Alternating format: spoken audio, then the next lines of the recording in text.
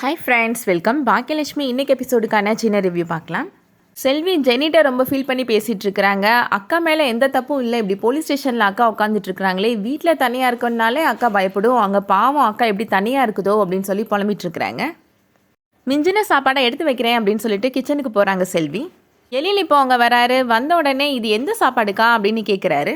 இல்லத்துக்கு கொடுத்தா அதே சாப்பாடு தான், நாங்கள் எல்லாருமே மதியம் இதுதான் சாப்பிட்டோம், இதை சாப்பிட்டு எங்கள் யாருக்கும் எதுவும் ஆகலை, அப்புறம் எப்படி அங்கே இருக்க பிள்ளைகளுக்கெல்லாம் ஒத்துக்காமல் போச்சுன்னு தெரியலை அப்படின்னு செல்வி சொல்கிறாங்க. உங்களுக்கு எதுவும் ஆகலைன்னா அந்த சாப்பாடில் எதுவும் பிரச்சனை இல்லைன்னு தானக்கா அர்த்தம் அப்படின்னு சொல்கிறாரு எழில். சாப்பாடு கொடுங்கக்கா, நான் கொண்டு போகிறேன் அப்படின்னு கேட்குறாரு. செல்வி இப்போ அது ஒரு பாக்ஸில் வச்சு எழில்கிட்ட கொடுக்குறாங்க. எழில் அதை வாங்கிட்டு நேராக போலீஸ் ஸ்டேஷன் போகிறாரு. போலீஸ்காரர் முன்னாடி அந்த சாப்பாடை சாப்பிட்டும் காமிக்கிறாரு. இது மத்தியானம் அம்மா சமைச்ச சாப்பாடு தான், இதை தான் வீட்டில் இருக்கிற நாங்கள் எல்லாருமே சாப்பிட்டோம், எங்களுக்கு எதுவும் ஆகலை, நான் இப்போ சாப்பிட்டேன், எனக்கும் எதுவும் ஆகலை அப்படின்னு சொல்கிறாரு. இதெல்லாம் இங்கே ஏன் முன்னாடி பேசாதீங்க, எல்லாம் நேராக கோர்ட்டில் போய் பேசிக்கோங்க அப்படின்னு சொல்கிறாரு அந்த போலீஸ்காரர்.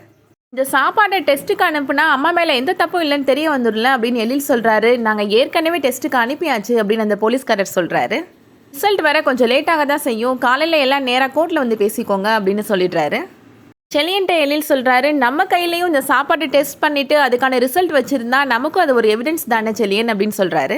நீங்கள் இருந்தால் அம்மாவை பார்த்துக்கோ, நான் வரேன் அப்படின்னு சொல்லிட்டு கிளம்பி நேராக அந்த ஹோமுக்கு போகிறாரு. இதுக்கிடையில் கோபியோட அம்மாவும் இனியாவும் மாற்றி மாற்றி கால் பண்ணிகிட்டே இருக்கிறாங்க. ஆனால் கோபி ஃபோன் அட்டன் பண்ணவே மாட்டேன்றாரு. ராதிகாட்ட ஒரு முக்கியமான ஃபோன் கால் பேசிட்டு வந்துடுறேன் அப்படின்னு சொல்லிட்டு இனியாவுக்கு இவரே கால் பண்ணுறாரு. இனியா பாக்கியாவை போலீஸ் அரெஸ்ட் பண்ணிட்டு போன விஷயத்தை பற்றி சொல்கிறாரு. அப்போ தான் புதுசாக கேட்குற மாதிரி, அப்படியா, எனக்கு எந்த விஷயமும் தெரியாதே, நான் மீட்டிங்க்கு வெளியூர் வந்துட்டேன் அப்படின்னு போய் சொல்கிறாரு. என்னதான் மீட்டிங்னாலும் இவ்வளோ நேரமாக ஃபோன் எடுக்க மாட்டேயாடா அப்படின்னு கோபியோட அம்மா கேட்குறாங்க. எனக்கு தான் விஷயம் தெரிஞ்சிருச்சே, உடனே கிளம்பி வா கோபி அப்படின்னு சொல்கிறாங்க. நான் உடனே கிளம்பி வந்துடுறேம்மா அப்படின்னு சொல்கிறாரு கோபி. ராதிகாட்ட வந்து சொல்கிறாரு, வீட்டில் ஒரு சின்ன பிரச்சனை, நான் வீட்டுக்கு போயிட்டு வந்துடுறேன், நீ நல்லா தூங்கி ரெஸ்ட் எடு, நான் மார்னிங் வந்துடுறேன் அப்படின்னு சொல்கிறாரு. வீட்டில் தான் அவ்வளோ பேர் இருக்கிறாங்களே, எந்த பிரச்சனைனாலும் பார்த்துப்பாங்க, எனக்கு நீங்கள் மட்டும்தான் இருக்கிறீங்க அப்படின்னு ராதிகா சொல்கிறாங்க. டைலாக் பேசுகிற நேரமாக இது அப்படின்னு கோபி மனசில் நினைக்கிறாரு.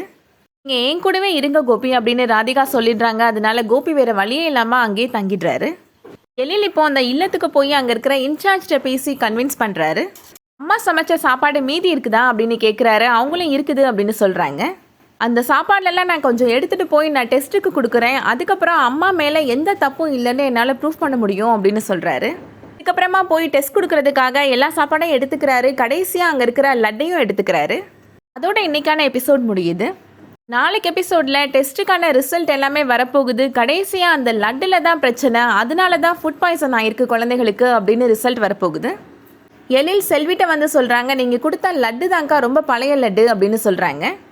செல்வி எழில்கிட்ட சொல்கிறாங்க, லட்டு நாங்கள் கொடுக்கவே இல்லை தம்பி அப்படின்னு சொல்கிறாங்க.